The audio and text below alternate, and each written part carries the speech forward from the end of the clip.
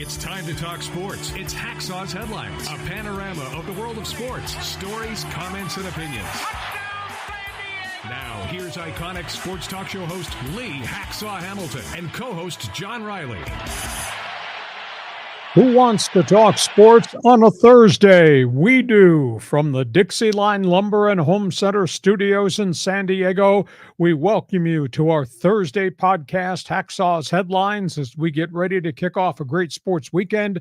Good afternoon, everyone. This is Lee Hacksaw Hamilton, along with my co-host and the inventor of this podcast. It's his bleeping fault, the venerable John Riley. We welcome you to our Thursday podcast. This podcast is brought to you by Dixieline Lumber and Home Centers, 9 locations to serve you in San Diego, and the new one that's opening up in Dana Point in Orange County. You got projects, they've got materials. You want ideas? They can be your best friend and your consultant at Dixieline Lumber.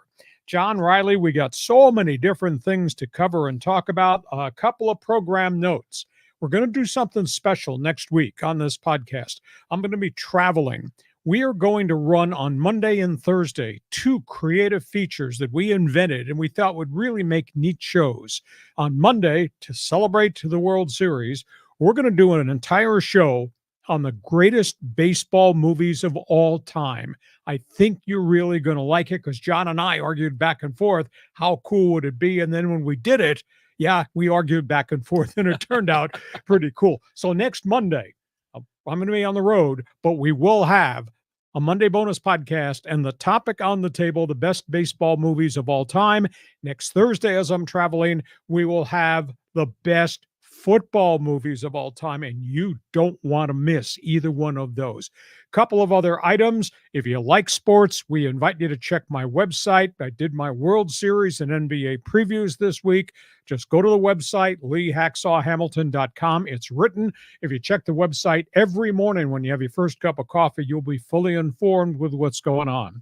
Want you to join Hacksaw's Insiders Group. It's easy when you go to the website, right on the front page. There's a big orange box. Fill it out. You'll get on our email list for all the bonus stuff that we send out. Want you to share, want you to subscribe. If you subscribe on the YouTube channel, you'll get the alerts every time we put something up on the YouTube channel, and we do that a lot of different days of the week. And we also, and I know you're on social media, I want you to join my Twitter all-star team at Hacksaw1090. Hit the follow button at Hacksaw1090. Hit the follow button. John, we're going a lot of different directions, but all things in the community right now, everywhere I go, all the people want to talk about Dodgers, Yankees, Dodgers. Why the hell did the Padres not get there? Man, everybody's got an opinion. It's so cool. I think the Fall Classic is going to be great. Well, you had some people at the fitness center bending your ear this morning, right? Oh, man, I've been in 3rd and 17 all day. I'm so far behind on my schedule of things to get done because everybody wanted to talk baseball. That was cool. So that's going to be the jumping off point today. We do want you in Fans Forum. When we are done, we create a window for you to come co-host. John Riley invented it. It's his fault. Blame him, like it or dislike it. But how does Fans Forum work? Yeah, Fans Forum is your chance to get involved. You have a question or comment in the world of sports for this man, Lee Hacksaw Hamilton. This is your opportunity. So just type in your comment or your question in the live chat on X, on YouTube, or on Facebook, and we'll get to you Fans Forum at the very conclusion of Hacksaw's Headlines. We are ready. Let's start. Let's talk baseball. Which topic you want to put up there first? Well, we got to go World Series, right? I mean, that's this time of the year. Here we go. Oh, this is so cool. I just think there's so many storylines here to pay attention to.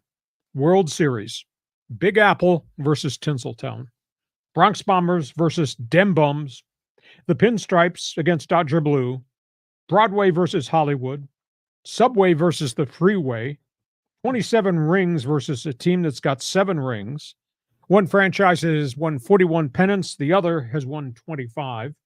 And historically, who can forget Casey versus Smokey, Casey Stengel versus Walter Alston. Going to be a great World Series. It was really interesting. Media day early today, both managers meeting with the media in Los Angeles before Game 1 tomorrow night. And Dave Roberts was asked, would you name your starting rotation for the World Series? Pay attention to this, will you, John? I am.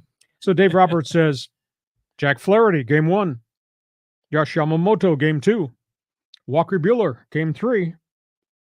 Johnny Allstaff, game 4. The media looks up. Johnny Allstaff. Yeah, bullpen day. Right. So you're smart. You got it. I've heard that term before. Okay, a lot of other guys didn't. This is going to be unbelievable. You got Judge, you got Soto, you got Stanton, you got all things Dodgers top of the batting order. You got Garrett Cole and what now appears to be 4 healthy starters for the New York rotation. You got 3 starters for the Dodgers. Couple might be unlimited innings. And then you got Johnny Allstaff. It's going to be bullpen day in game 4. I don't know what to expect, except there will be home runs. I think the pitchers are going to get shelled in this Fall Classic. I'm just so looking forward to this, just because it's New York and it's LA, and I grew up in that environment of the Yankees and the Brooklyn Dodgers, and so I'm just so amped to see this. And then obviously the great storylines of Showtime versus Here Comes the Judge and everybody else in the batting order, and then the pitchers.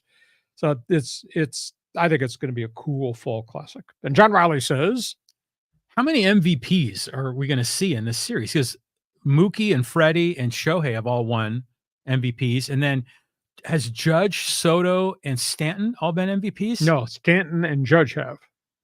But not Soto. Not yet. Everybody's projected that's coming. That's coming. And he's put up some unbelievable statistics. That's still amazing. I mean, to have that kind of star power in this. And yeah, I'm kind of over the Padres. I've gotten over it. And so as a baseball fan, this sets up really nice. 2 big time teams. This is not going to be like a, 4-game sweep. I mean, this is going to be a competitive series. I think the sucker goes 7. And it might be a series of 7 Survivor, because I think it's going to be hard. I think both have got issues. Obviously, Dodger pitching staff has just got a huge question mark. And Yankee bullpen, to me, I don't think is all that trustworthy. That's a question mark. So this is cool. And I think the TV ratings are going to be mega in the States. And I can't imagine what the TV ratings are going to be in Japan. As we talked about last week, that 5th and final game, Padres-Dodgers, Ohtani, Yamamoto, Yu Darvish, drew 12.9 viewers in Japan. And the fact that this is Ohtani versus Judge, I think it's going to be spectacular. I mean, baseball fell into this, and this has turned out great. And I think it's going to be a great series. I was listening, I think it was 97.3, and they were interviewing Brett Boone, and it was interesting. And he was talking about how they're hoping that if the Yankees have a clinching game, they can get, Brett and Aaron's dad, Bob Boone, out there to watch the game. I think that'd be pretty special. Yeah. And isn't it interesting, because at different points of this season, get rid of Dave Roberts. At different points of the season, blame Brian Cashman and hit the eject button on Aaron Boone, because both teams went through really rocky times. Yes. And Friday night, they're all going to be there because they're all in the Fall Classic. And everybody else, including all the critics, it's like you and me watching it at home on TV. Now, if there is a game 7, I think it drifts into November, doesn't it? Yeah.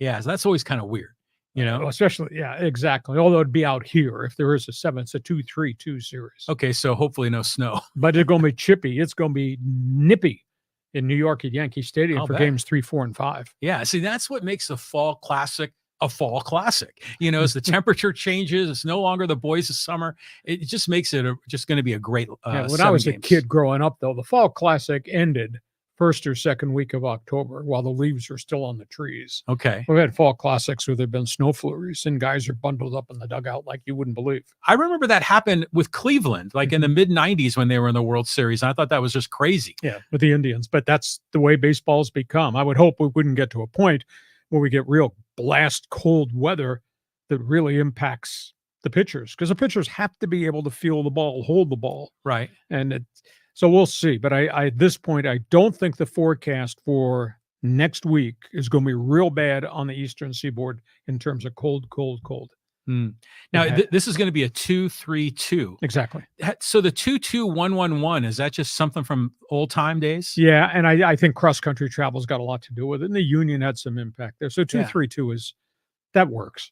But the 2-2-1-1-1 was a lot of fun at the end. Yeah, but boy, if you had to go back and forth 3 times in 6 days and on flights, it'd be awful. Yeah, that's what makes it great. Been there. As a fan. Been there, done that. Okay, World Series. You have an opinion. Fall Classic. I'm looking for baseball fans to come in. You tell us Yankees or Dodgers, who's going to win and why. I mean, we get hundreds that watch us live stream. You're watching us live stream, jump into the chat box and just giving us an opinion, give us a one-sentence rationale why it's going to be Dodger blue or Yankee pinstripes. Fall Classic. One baseball topic to the next one, John. Yeah, Fernando Valenzuela. We lost a great one, Lee. Oh, Fernando-Mania. Never forget it. We knew he was sick, passed away of cancer, went very fast. I'm just going to run through some notes and headlines that I made just as I sat to think about this guy. Mystical lefty, miracle screwball. You know, in baseball, we have stood and we've watched the bully on the mound that was Nolan Ryan. We watched the brazen guys on the mound like Steve Carlton and Randy Johnson. We watched the mad scientist on the mound, a Greg Maddux or a Tom Seaver. And we watched fury on the mound that was Bob Gibson. Those are all some of the great pitchers of our modern era. Fernando-Mania. He was like a comet across the sky. Came out of nowhere, became an unbelievable star, gave us 6 unbelievable years at Dodger Stadium, and like the comet then went down on the horizon. He impacted the Dodgers in terms of the pennant race.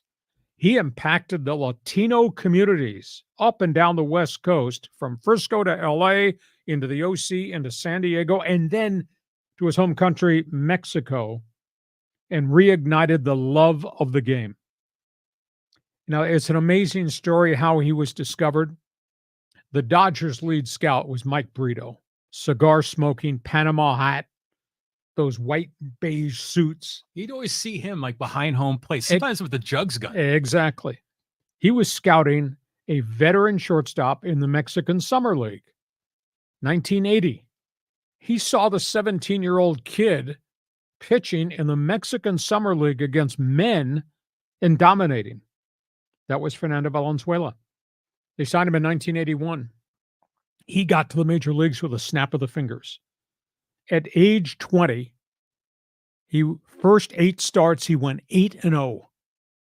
First 8 starts, 8 complete games. First 8 starts, 5 shutouts.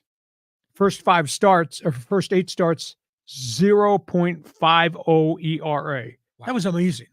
That's amazing. And he showed up with 2 pitches, fastball, curveball. That was it. I mean, he was a horse on the mound. He was a workhorse on the mound. And then he pitches the Dodgers into the pennant race that first magical season. They get to the World Series in 81, and they're losing to the Yankees 2-0 in the World Series.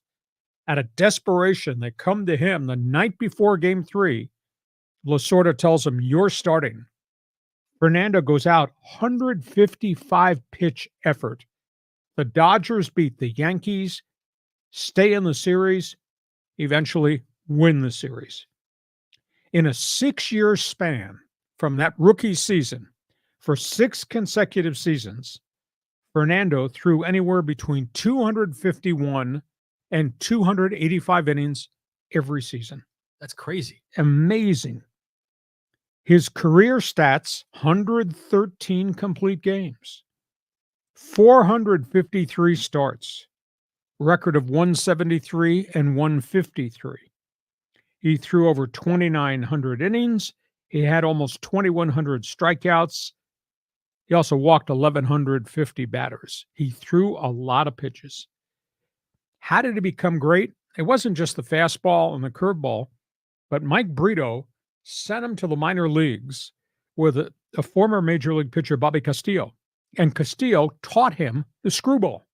Nobody was throwing it in Major League Baseball. Nobody's hardly ever thrown it because of the wear and tear factor on his shoulder. He took to that pitch just like that. And by the time he got to Dodger Stadium that first year, you could not hit it because it was dipping. His legacy, the windmill windup. His legacy, he could do it differently like Juan Marichal, like Johnny Cueto.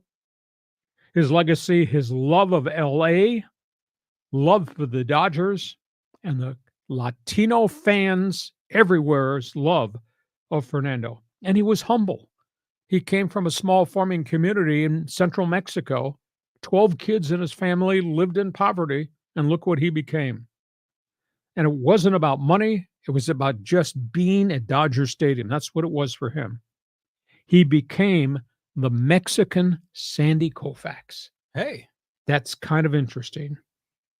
And I think the other thing, when he pitched at Dodger Stadium, the dress code of the day, according to Vin Scully, sombreros. Everybody wore sombreros. Nice. I mean, what a spectacular story of what this guy became. Like the comet, got to the top and obviously came back to earth.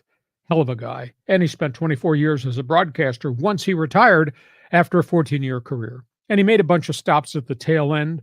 And of all the places he went, I mean, he was in Philly, he was in St. Louis, he was in Baltimore. His best stop post-Dodger career was about 2+ years with the San Diego Padres. Yeah. So cool. What a man. Sadly, he went really, really quickly from cancer, but hell of a guy. What a story. And his impact, what's the word I'm looking for? Ambassador? Oh, yeah. Ambassador into the Latino community to resell them their love of Major League Baseball. And there was only one other Mexican player, because it was hard to get players out of Mexico because of their contracts. There's only one other player that really had an impact in Major League Baseball. And it was a second baseman with the Cleveland Indians back in the 1950s and was their captain of the Indians' 1954 World Series team, Bobby Avila. And Avila retired after a great career with the Indians and became the president of the Mexican League. So, but boy, Fernando's impact is just spectacular. And this week in Mexico, they have a tradition. And I was not aware of this till late last night. Somebody brought it up to me. They honor the dead. I think it's called the Day of the Dead. I think the ceremony is actually November 1st. Yeah, Dia de las Muertas. Yes. Yeah, I think that's what it's called. I cut Spanish class that day. So the Day of the Dead, they are going to fly Mexican flags and Dodger pennants on the Day of the Dead because everybody remembers all their families who've passed. But they're going to do this on Friday, November 1st to honor him. That's cool. Isn't that cool? Yeah. So that's the storyline on Fernando. Screwball, talk about it. Go ahead, John. Yeah, that's a tough pitch to throw. I remember Brent Honeywell was throwing that one. You know, for me, I was in high school when Fernando-Mania came out, and I just remember, who the hell is this guy? And of course, I'm thinking, why does he have to play for the Dodgers? Why don't the Giants ever get a guy like this? But he was fantastic. And think about this. This was 15 years before the internet was even a thing. And he still got such huge publicity because they would be on Monday Night Baseball. They would have him pitch, and the local news would cover him. I mean, it was mania. And on one level, I was like kind of, bumming that it was happening with my rival team, but it was an exciting moment for the sport. The thing about Fernando that I don't know, I find interesting is, number one, you said it, there's very few ball players that have come out of Mexico, and you think we would have seen more from Mexico. That's always surprised me. It's just because the Mexican Federation and Major League Baseball have not been able to come to an agreement about when guys can become free agents. Now, he got signed at age 17 or age 18. Mm-hmm. So he was out the door before he became eligible to sign, to get a multi-year contract, which would have locked him in. So that's why. There have been more modern day guys. Teddy Higuera, Milwaukee Brewers, was from Mexico, but his career flamed out because of shoulder and elbow problems. But there have not been very many superstars. Bobby Avila of the Cleveland Indians in the 50s was the first one, and then Fernando is probably the most famous of all time. Just really special. My goodness. Well, the other kind of interesting story, it's kind of a tangent, is about the whole Chavez Ravine development. And when they removed people from their homes with eminent domain, it was a Latino community. The Latinos hated the Dodgers in LA and throughout America. And then when Fernando arrived, everything changed. Yeah. A big ceremony on Friday night. Don't miss whatever's going to be done in pregame. I think it's going to be spectacular. It's probably going to be emotional. I'll be intrigued to see if the Dodgers paint number 34 behind home plate to salute Fernando, whether they wear a patch, what they're going to do on the video board. Sombreros. Who wants to wear a sombrero to the game on Friday? So that's cool. By the way, speaking of the Dodger-Yankee rivalry, let me just go back. This is some of this was before my time, but maybe there's some old timers that will remember this, or maybe there are baseball junkies who are going to remember this. But if you're a Dodger fan or you're just a baseball fan, you got a comment in fans forum, chat box is open on Fernando Valenzuela. This history of the Dodgers and Yankees, dateline 1941. Dodgers are winning the World Series. Mickey Owen drops a third strike behind home plate. Yankees rally. Yankees win the 41 World Series over Brooklyn. Oh my God, I didn't know that. 1947. Bill Bevan, Yankee starter, throwing a no-hitter. 2 outs, bottom of the ninth. Utility man Cookie Lavagetto comes off the bench, hits a pinch hit, RBI double. Dodgers win the game in 1947, busting up the first no-hitter. 1955, Brooklyn, young left-hander Johnny Padres at Ebbets Field does what nobody had ever done before, pitches the Dodgers. They beat the Yankees in 1955 in the World Series game. 1956, Don Larson, perfect game Yankees against Brooklyn. Other marquee events in the Dodger-Yankee World Series history book, Sandy Koufax, 15 strikeouts in one game. Reggie Jackson, 3 home runs on 3 pitches in one game. That was awesome.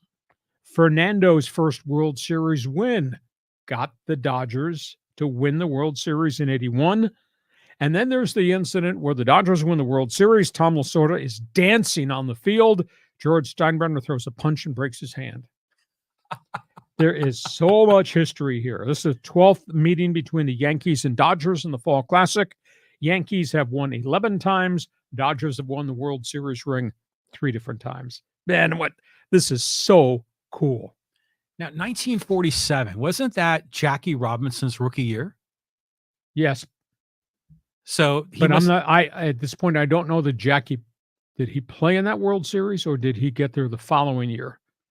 I'm not sure. He might have signed in 46, went to Montreal. He might have been called up in 47.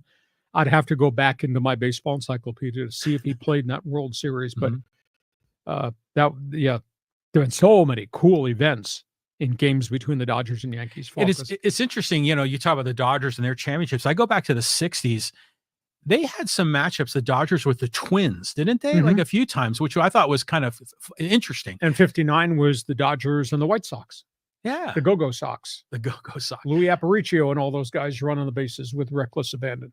Well, for me, that time frame, 77, 78, and even into 81, I mean, I was a young kid. I was in junior high or high school, and I just remember that Reggie Jackson 3 home runs. That was 3 pitches.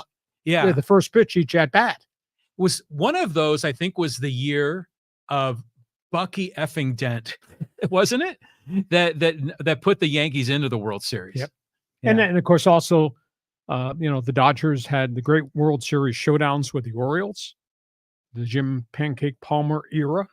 That was pretty good too. Oh, so when did Thurman Munson pass away in that plane crash? I covered that. It would have been 1970.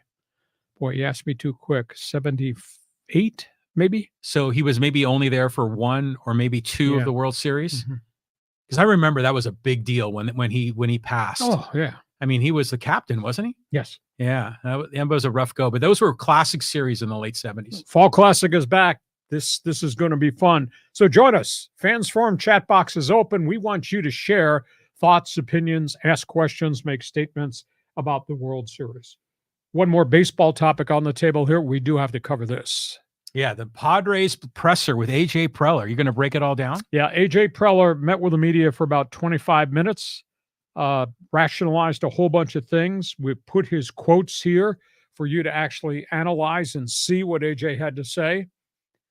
He talks so positively about the course of the season. And as I wrote in my one man's opinion column on my website, great season, great disappointment at the end. And he talked about the record-setting attendance each of the last couple of years and how, quote, something is really special. And he says, our theory is we're going to win championships and we're going to win responsibly, which means there are budgetary controls that are going to stay in place, the operation of the franchise. Says he really wants to win with ability. That's what the roster's all about. And stability, front office to dugout to clubhouse, and he thinks he's got that with Mike Shildt. As it relates to what happened in the playoff series with the Dodgers, kind of intriguing comment. Hey, it's postseason baseball. 2 games change things. If those 2 games had happened in July, we wouldn't be talking about it. Yeah, in a sense, yes. But the reality is none of your big bats being paid big money did anything. And that's, unfortunately, that's the thought that Padre fan carries with him into the offseason. His praise for Mike Shildt is unbelievable, that he came in, solved the clubhouse issues, solved the dugout issues. He blended a coaching staff from all different places. He says they will sign Ruben Niebla to a contract extension. This is home for him. And he is a firm believer that you have to learn how to win in postseason, and they'll learn a great deal from this. They will build from this experience. So those are the comments of A.J. Preller. John Riley, reaction? It's still mind-boggling that they couldn't score, in those last 24 innings. It's funny how it was always fire A.J. Preller. Everyone was angry with him. Then we said he had a great year. You were calling him maybe the favorite for the executive of the year. And then they disappointed in the playoffs. I mean, so how stable is A.J. Preller? I think he's stable now. But see, he's got a contract extension through the end of 26. So I never quite believed, unless it was a disaster, they would hit the eject button on him. So I think he's stable here, and we'll see what next year brings. But that intangible comment about we're going to win responsibly, that means budget constraints. And he's got a massive challenge on his hand this winter, John. You and I talked about it last week. He's got 7 key guys that need big pay raises, or going to get pay raises, either through arbitration or negotiation of contract extensions. So how's he going to juggle the books if they don't want to go beyond $169 million? How's he going to add more money with the 7 guys he's got? Somebody's going to wind up leaving along the way. So interesting, challenging offseason once the World Series is done, and then they move on to the winter baseball meeting. So if you got an opinion, your response to what AJ had to say, the press briefing was pretty good. He answered most all the questions, and I extracted what I thought were the real hot bullet points from what he had to say. It was a positive press conference because it was a positive season. At the end of the season, the postseason turned out to be a massive disappointment. Hey, we get to halftime. This podcast is brought to you by Dixieline Lumber and Home Centers. 9 locations to serve you in San Diego. You got projects at home, kitchen, bathroom, bedroom, family room, his man cave. You got projects. These people have materials. You got projects. These guys be glad to be your consultant and give you ideas. These are the people we've done business with. You should too. Dixieline Lumber.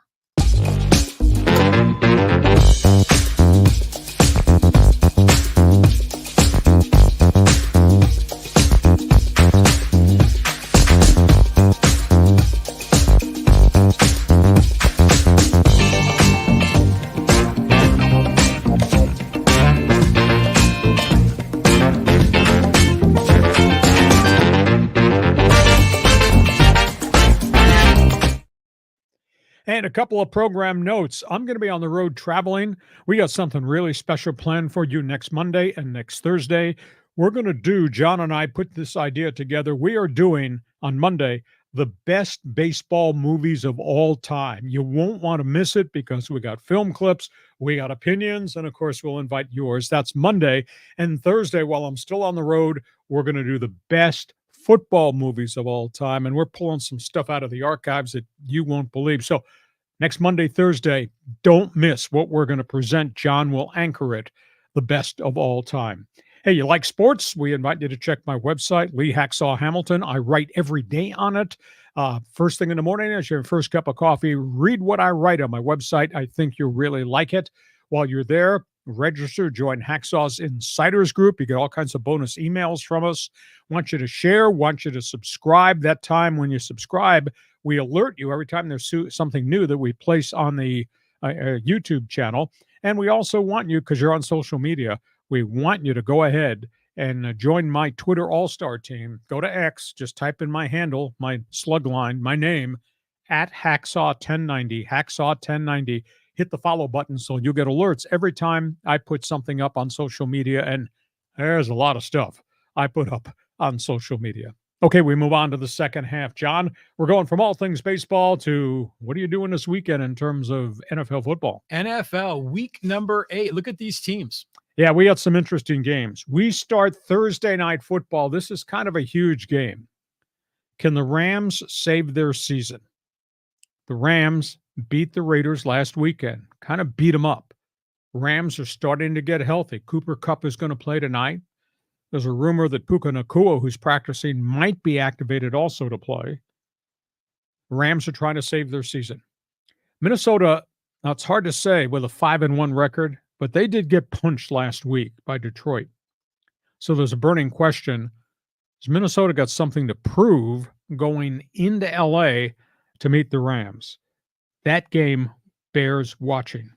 Can the Rams win and kind of drag themselves back into an NFC wildcard spot? Second game, Philadelphia Eagles. They play Cincinnati. This would be a wild shootout because Bengals don't have any defense. You got Jalen Hurts versus Joe Burrows. You got an Eagles team that suddenly is pounding the football with Saquon Barkley, and the Bengals don't play much run defense either. This is going to be a really intriguing game because Philly's defense has been erratic. No pass rush, inability to cover wide receivers. So it might be a throwing contest between Jalen Hurts and Joe Burrow. Buffalo, road trip. They go to Seattle. This is going to be hard. This is Josh Allen versus Geno Smith. Now, the Bills, of course, made the trade to get Amari Cooper. The Bills think they're better offensively. Seattle does not have DK Metcalf. He's out with a strained knee. So Buffalo, this is a big game if they win this game on the road. Kansas City Raiders. This is a weird statistic. The Chiefs are unbeaten. They're sitting there at 6-0, John. Mahomes has 6 touchdowns, 8 interceptions. Mahomes is only averaging 231 yards per game throwing the football. And their wide receivers that are on the roster in 6 games have caught only 27 passes. They're doing it with tight ends and with the running back Kareem Hunt in place of the injured Pacheco. This Kansas City team is so far away from what they used to be, and Mahomes' statistics are way off, way down, and yet they're still winning. Chicago Bears, Washington Commanders. We had hoped this would be Caleb Williams versus Jaden Daniels. Daniels has not practiced. He's got rib injuries. I don't see even if he does a walkthrough on Friday, I don't see how he plays on Sunday with that minimal amount of practice. Washington finally got beat. So we'll just have to see whether or not the kid in Washington can play against the kid in Chicago. And then you got all kinds of trouble. You got Dallas staggering at home. Ton of controversy about Jerry Jones and distractions. Now Jerry Jones, who last week threatened the talk show host on his flagship station, I can have you fired, is now feuding with Mike McCarthy over play calling and where's the running game. And now the players are barking at Jerry Jones. I didn't know this. They give tours daily through their new practice facility. Mm-hmm. And the fans are right there while the players are in meetings, looking through the glass, knocking on the window while the players are in meetings. It's the most absurd thing. And Jerry's marketing, Jerry's world. Yeah. Players are really upset at that. And then you got San Francisco, and they have so many health issues. San Francisco, Deebo Samuel was in a hospital for a day and a half, pneumonia, fluid in the lungs. They lose. Ayuk, gone for the year, 2 torn knee ligaments. That's really bad. Christian McCaffrey was supposed to practice. He has not been taken off the PUP list.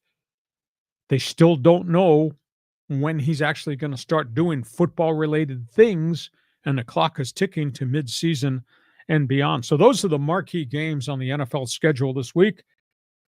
The Chargers get a battered New Orleans Saints team. Chargers are still beat up with all their type of injuries too. So pick a game here that you think is really important. Go ahead, John. I just love seeing the Cowboys struggle. Oh. And Jerry Jones getting upset and threatening to fire talk show hosts and everything else. We did the tour about 3 years ago at AT&T Stadium, and it was really nice. Taj Mahal. It is. And we went through the, not just the seating area. We went on the field. We went into some of the luxury skybox areas. And behind them were like these exclusive members only bars. I mean, of course, we were there like on a Tuesday afternoon when nothing was going on. But that is a really nice facility. Bring your credit card, pal. Oh, for sure. For sure. And so, yeah, you do walk by some of their offices. So I'd imagine if they had a conference room with glass, there'd probably be like, executives doing business there. But the question I wanted to ask you is really not so much about these games, but what was your breakdown on Monday night with the Chargers? How did that all go wrong? Whole wild number of things. They got out toughed. I wrote a column about this on Tuesday morning. You can find it on my website. They got out toughed. They don't have wide receivers. They dropped 9 passes in that game. They had guys running open. Herbert was under a lot of pressure. He's throwing it. Their tight end, Will Dissly, I think, dropped 3 or 4. Street free agent wide receiver Jalen Reagor caught a 40-yard pass on a crossing pattern, turned into a 40-yard gain, fumbled the football down at the 5, went into the end zone, touchback. Couldn't run the ball worth a lick with J.K. Dobbins. So, I mean, they got a lot of glitches. And then conversely, bad tackling. They got mugged. They got mugged at the point of attack. Their defensive front made no stops on James Conner. They could not stop their wide receivers. Yards after catch were significant. Kyler Murray had a 41-yard quarterback option run with coverages got blown, and he ran right by everybody. So, I mean, that's Justin Herbert cannot do this thing by himself. Doesn't have a lot of people around him. He's still got guys nicked up. So, but they're only 3-3. There's still an awful lot of football to be played. But I said last week, in Jim Harbaugh's last week's sales pitch event, his tent revival speech was, "We're back. Everything's okay." And my response was, "Who the hell you beat?" Now you got beat by Arizona, which was lousy. Prior to that, you got mugged by Pittsburgh, which at that point, Pittsburgh was lousy. Chargers haven't beaten anybody of note yet. And they got 2 games here at home that they're going to win. They got New Orleans, which is crippled, and got Cleveland, which is laying in the gutter because of all the injuries and no quarterback. So they could be 5-3, but I thought they were going to be 7-1 out of the gate and be a player. And instead, right now, they're just struggling to try to make this player a playoff franchise. Interesting. Like, what's your take on Harbaugh? He's been doing this now for 6 or 7 games with the Chargers.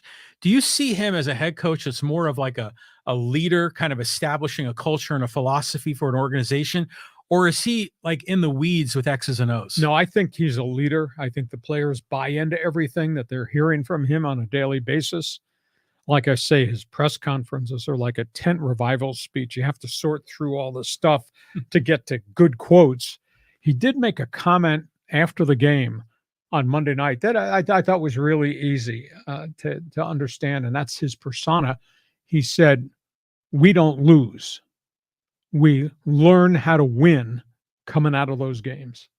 So it's not a loss on my shoulders, but we're going to gain something from this experience to be better next time. So we'll see. Silver linings. Yeah. So we'll see where this goes. Kumbaya, whatever. But it's so early in the season, but they got so many people hurt. I mean, it's stunning because these are his people. He brought the whole health training center from Ann Arbor with him. These are his people. And they got so many guys busted up. This week they had 13 guys who either did not practice or were limited. Limited means you're not on the field doing 7-7s, 11-11s. Limited means you're on the sidelines doing stuff with a trainer. Last week they had 16 guys on that injured list before the Arizona game. So it takes time to get guys hurt, and hamstring injuries. The wide receiver corps is just decimated. Yeah, that play down the field. What's that guy's name? Ragnar? The wide receiver they picked up? Jalen Reagor, former number 1 pick, New England, Philadelphia, released because drop balls. And sure enough, that's what happened with the Chargers. Chopped out of his hand. Yes, I mean, that was just a brutal play. But going back to these games on Sunday, I like the Vikings. I like it, kind of everything they're about, because we thought this JJ McCarthy thing was going to be real special. Then he went down and say Sam Darnold's the quarterback, and geez, this guy's been doing great. Yeah. It'll be a challenge. Now, suddenly, I mean, the Rams feel pretty good about themselves right now, and they've had just a horrible siege of injuries. Now they're starting to get a chunk of these guys back. And those kids last week, that Rams game against the Raiders, I mean, they played really hard, and they played fast, and they took the ball away from the Raiders. So we'll see if they can duplicate that again here in this Thursday night game against Minnesota. Okay, that's all things NFL. We got one other item here. Flip the page. Next topic about pro football. NFL notebook. We've got DeAndre Hopkins at the very top of the list. Yeah, let's just go through what just transpired. You know, there've been a trade of wide receivers all over the place. DeAndre Hopkins, who's had a good career, but kind of a tainted career, he gets traded. Hopkins goes from the Tennessee Titans to the Kansas City Chiefs. And a couple of weeks ago, you made an astute comment. You asked me about the leadership at Kansas City because the Chiefs have just been ravaged by injuries too. And I told you, just keep an eye on Brett Veach. He will find a veteran guy to come in to fill the hole. He got Kareem Hunt, the journeyman running back who's had nothing but success since he went back to Kansas City. They just got DeAndre Hopkins. And this guy runs routes. This guy catches balls, got 943 receptions, 79 touchdowns. He is what they don't have right now when they break the huddle, go to line of scrimmage. Veteran receiver you can trust to run the route right, to catch the play, and get yards after catch. So DeAndre Hopkins is going to play this week for Kansas City. Back at the end of preseason, to me, it was really surprising the Rams traded their leading tackler, their inside linebacker, Ernest Jones. He wound up getting traded to Tennessee. It was a contract issue. He's now back in the NFC West. He was traded from Tennessee to Seattle.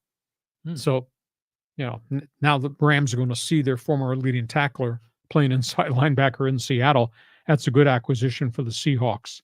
He's a real thumper. Cooper Kupp, he's been beset by injuries. His name is out there on the trade market, which shocks me that the Rams would be shopping him. But the Rams do have salary cap issues looking down road. Cooper Kupp's got $51 million owed on his contract, but he's back and he's going to play tonight. Kupp has got 585 receptions. He's got 52 touchdowns. They owe him $55 million left on the contract the rest of this season and 2 following seasons. We'll see if the Rams trade him. I think it'd be a terrible disservice to their fans if they let him go because he's such a productive guy, but he's had injuries now 3 years in a row. Raiders have a new quarterback, Desmond Ridder, former Atlanta Falcon. Yeah. He was a starter for a year and a half, serviceable. I guess the best thing I can say about him is he manages games and doesn't make a hell of a lot of mistakes. His record is 8-9 as a starter in Atlanta, but he's completed 64% of his passes, 14 touchdowns. He just manages games. And the numbers on Gardner Minshew, who's going to start this weekend because Ritter's not up to speed on the playbook yet. Just think about this. The gunslinger, quarterback rating 74. He's the 31st ranked quarterback in the NFL this season, Minshew. He's got 4 touchdowns. He's now got 10 turnovers. He's taken 17 sacks.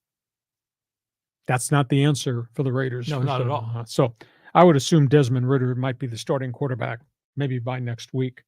And the other quarterback that just surfaced, and in Cleveland, they're looking for another quarterback, Bailey Zappi.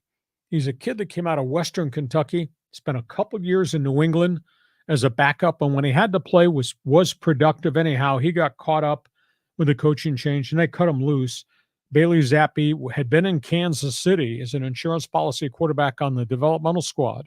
But the NFL rule is you can sign a guy off somebody else's developmental squad and you can play him. He has to go to the active roster. You can't sign Bailey Zappi and put him on your squad. He's got to go to the active roster. Bailey Zappi's on the active roster. Cleveland has just signed him there. So those are names out there in my NFL notebook. So let's go to Desmond Ridder because I'm curious about the Raiders. Do you think this is more like an addition by subtraction? Just by getting a neutral quarterback in there, maybe the Raiders can win? They still don't have a running game. They've got a hole at wide receiver because Devontae Adams is now gone. So I don't know that they got enough weapons. That rookie tight end out of Georgia, Bowers, is catching everything. That's Rookie of the Year candidate right there. But I don't think you can live with just your tight end being the only productive guy, and they got injuries at wide receiver. So, but you get Desmond Ridder, you probably won't have the turnovers. Right. Because Minshew's turnover ratio is just through the roof. You can't live with that. So I would assume Ridder, if he gets the chance to play either maybe this weekend or maybe next week, at least it'll be a different thing. But they don't have any weapons. I mean, Zamir White, who was supposed to be the back, has been dinged up. He's finally back, but he's not had a good game yet. And now you don't have Devontae. The other tight end, Mike Mayers, is gone with personal problems. Everything's kind of fallen apart. And there was so much excitement and optimism from the Raider fans to start the season. So I think Ridder plays sooner than later. Interesting. And I'm curious to see how this all shakes out, because Raider fan thought they had a decent team this year, assuming they got average play from the quarterback. But they lost the defensive tackle, Gerald Wilkins, who came from Miami, and that's a hell of a player. And he's had knee scope. They lost both the defensive ends on the other side of Max Crosby with season-ending knee surgeries. That's been a big thing. And then Max Crosby got hurt, and he's been playing through a bruised knee. He is finally back, but they're missing so many chunks from Wilkins to the two other defensive ends. One of their linebackers has been hurt. So just everything that's gone wrong, that could have gone wrong, has gone wrong the first 7 weeks of the season. Well, that's typical for the Raiders these days. Last question, DeAndre Hopkins, he was with Deshaun Watson in Houston, wasn't he?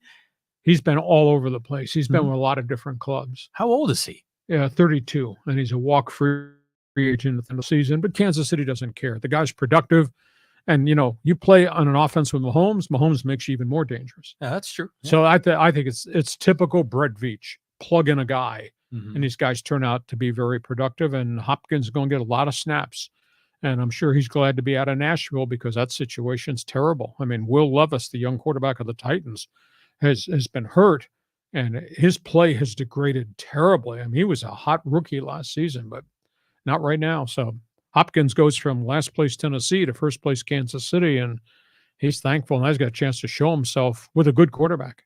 And maybe a Chiefs three-peat. Yeah. Oh, I think that's the rationale for doing this. They needed help, and they got a guy who can play.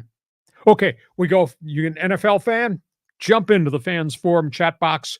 John will make sure that if it's a good take, it doesn't suck. You'll get a chance to be on I've heard fans that line forum. before. Yeah. We go from that to this, shooting 3-point shots. Hoops. Yeah, the NBA. You have power rankings, Hacksaw? Yeah.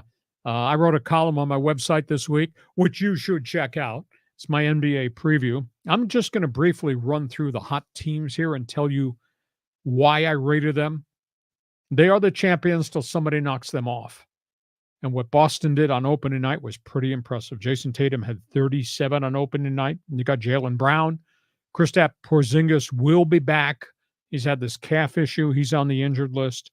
You got the bench led by the old guy, Al Horford, and Derek White, who's an outstanding shooter. I think Boston is still the champion team to beat. I think Oklahoma City is the second best team in the league. I think they're about to arrive after the rebuild. They got Shea Gilgeous-Alexander, who I think is a brilliant playmaker. Young guy, Jalen Williams. They got Chet Holmgren. Yeah.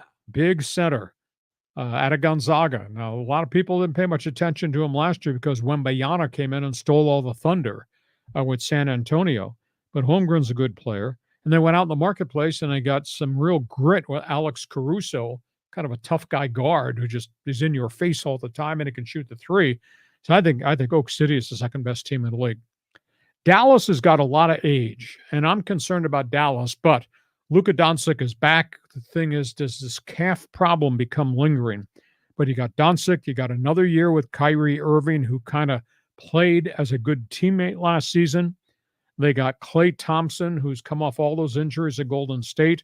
He's had a good camp. They got a young guy in Derek Lively. They got a young backup center in Daniel Gafford. I think there's a lot of good things in Dallas, as long as Doncic stays on the floor. Phoenix has a new coach. Mike Budenholzer had success in Milwaukee, got fired. He demands defense.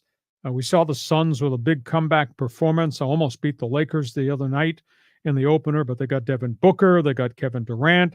Brad Beal is finally healthy after all the years of injuries in Washington, so that bears watching. And they got a young point guard that I think is going to be better than anybody realizes, Tyus Jones. So if Budenholzer can get these guys to play legitimate defense in Phoenix, I think they'll be playing into the spring. It sounds weird to say Denver champions might only be the 5th best team in the NBA, but I'm saying it. They do have Jokic. They do have Murray. They do have Aaron Gordon. They do have Michael Porter. They did add Russell Westbrook, but they lost a guy. They lost Kentavious Pope. And he's a gritty leader, firebrand. He's gone to Orlando as a free agent. I wonder if all the miles that Jokic has put on that body finally catches up to him. And I think we're talking about injuries and miles and experience and guys getting hurt. Big question mark about Milwaukee. And you got Giannis back, but he had a lot of health issues last year. You got Damian Lillard, second year, came from Portland, but he had calf and Achilles problems. Chris Middleton is not starting the season. He's had problems with double surgeries on his ankle. They did in the offseason. Milwaukee went out and they got themselves 2 pretty good players, Taurean Prince, the ex-Laker, and Gary Trent, who came from Toronto. Those guys are shooters. Those guys can give them points off the bench. So the health issue in Milwaukee, I think, really needs to be paid attention to. Other ones, Lakers. I'm going to give you a comment about what I saw opening night with the Lakers. Your coach, J.J. Redick, this guy's wired. He's different. I don't know if he can do this for 80 games. This guy did not sit down. This guy was chirping at all times, lecturing his players, coaching them every trip up and down the floor, barking at the referees. His timeout sales pitches were so intense. I'm just wondering if he wears himself out. How can you act like that for an entire night, 80 nights a season? And I wonder if the players get tired of lectures and players get tuned out. He's mandated the offense runs through Anthony Davis. Anthony Davis scored 36 points that first game. Sounds great in theory. Are you meaning to tell me you're going to make LeBron subjective to Anthony Davis's talent? That's an issue. What do we see with Dalton Connect? He looked a little overwhelmed with his first game, but he's had some good games in preseason, so that bears watching. And the Lakers are good until AD and LeBron gets hurt. And their history is they're good till AD and LeBron get hurt. And then the whole thing changes. So I'm not rating the Lakers inside my top 10. A lot of people think they're maybe a 5th place team at best in the West. Philadelphia started the season with injuries. You look at Joel Embiid, he's got these problems with the knees, and now he's not started the season. And you got Paul George, and he got hurt with a calf injury. He's not with them to start the season. So Philly, they got a great young player in Tyrese Maxey. I just don't know that Philly, if those guys aren't going to be 100% for the whole season, that's an issue. Minnesota, that game I saw against the Lakers, they looked so disjointed. They looked like they got chemistry problems because they traded Karl Anthony Towns to the Knickerbockers, and they got Julius Randle, who sometimes is good and sometimes is not good. That could be a real trouble spot in the league. Love Houston's young guys. Holy cow, Jalen Green. They got a stockpile of kids, but that's it. They're kids. I don't know that they're upper echelon yet in the NBA. Old guys. You got Steph Curry. You got Draymond Green. You got Jonathan Kuminga. The rest of them are just kids. I just don't know the age factor in Golden State's going to make them upper echelon. And in Miami, you got Pat Riley's team, and they still got Jimmy Butler, but there's a whole pile of attitude issues wrapped around who's happy, who's not happy, playing time, etc. And Pat Riley, sole authority is his coach Eric Spoelstra. That thing has not been good from an emotional standpoint. There's too many mood swings. Part of the problem is Jimmy Butler and who he is and the way he plays. And when it's going great, he's great. When it's not going great, you got all kinds of problems on your bench or in your locker room. So I got Miami as an afterthought, but those, in essence, those are my top 10 to 12 teams in a league. So I threw a lot of information at you. Don't dribble the ball off your foot and don't shoot an air ball. John Riley's opinion on hoops. Well, the thing, you mentioned the teams, but you look at that list of the 6 logos, and then the first thing that jumps out to me is no Lakers, no Warriors, no Clippers. So it's like no California teams, right?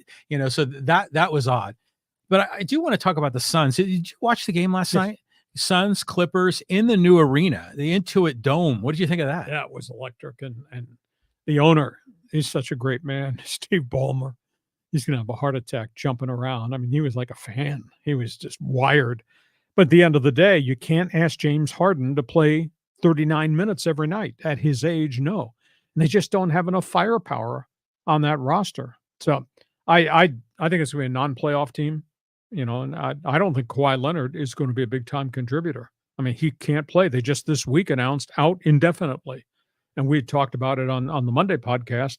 This is after months and months of rehab since last April, and he's still got problems, even after he had scar tissue scope right around the time he left the Olympic team. So I think this is a lost year, and I think that they're going to probably be in the lottery. And I just don't know how much mileage you can expect to get out of Kawhi Leonard, who's had a brilliant career, but all these surgeries, had 3 surgeries on that right knee for 3 different things, have all caught up to him. Yeah, the team's in trouble, but that arena is cool. Oh, it's really different. And with that ribbon screen up, goes all the way around, and that big wall of people that they modeled after Viejas Arena in San Diego. So there's good on Ballmer, for doing it his way, putting his money into this thing, not making taxpayers pay for it. One team I'm interested in is the San Antonio Spurs. We've talked about how some of our former Aztecs have been waived on that team. But do you think Wembanyama's in a spot where he can, move up a notch or two in terms of development? Yeah, and they added Chris Paul, the veteran guard, because they were so young. It was like coaching a rookie league team, like coaching a college team. And Popovich did a good job, and Wembanyama was beyond everybody's expectations. But I think they don't have enough bigs to really be tough enough along the baseline. But Popovich is such a great coach that I think they'll be competitive. Maybe they'll be above 500. Maybe they'll be a first-round playoff team, but not upper echelon yet.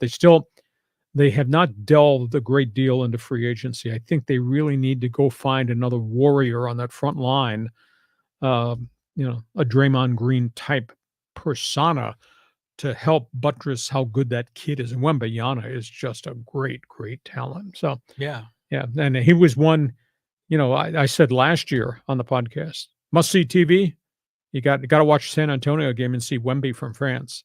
Well, this year's must-see TV, you got to watch Memphis, not for Ja Morant, but for Zach Edey from Purdue, because everything that I've read about how he changes things defensively for Memphis just because of his reach and his footwork is far better than anybody expected, and he doesn't get into foul trouble. So Memphis's rookie center is the one you got to watch this year, kind of like we watched Wembanyama last year in San Antonio.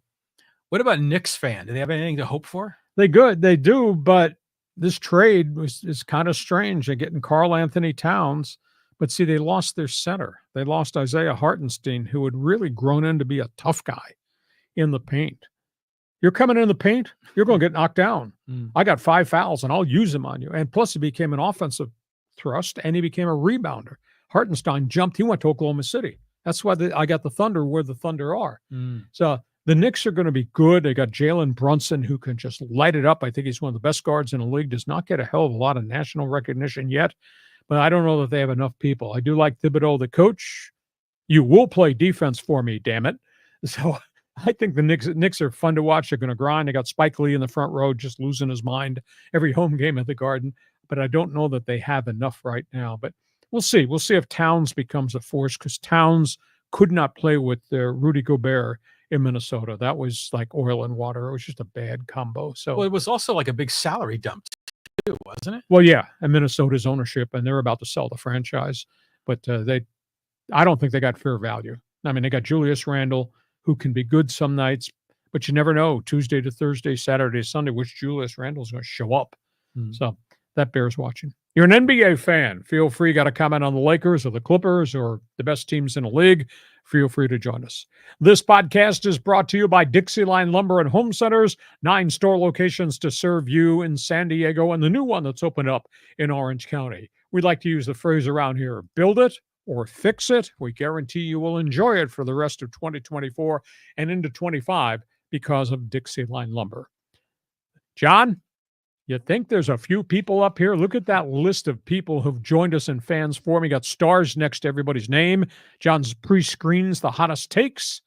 It's your turn to take over your segment of your show with your people. There's a lot of good discussion even amongst the guys in the chat. People are debating upon the 2-3-2 and the 2-2-1-1-1 format. That's called verbal gunfire. You're seeing it. Yeah, it's going on. So it's all good. So let's go here to Raul to kick it off. Leah John, what is one Fernando Valenzuela moment that you can recall on or off the field?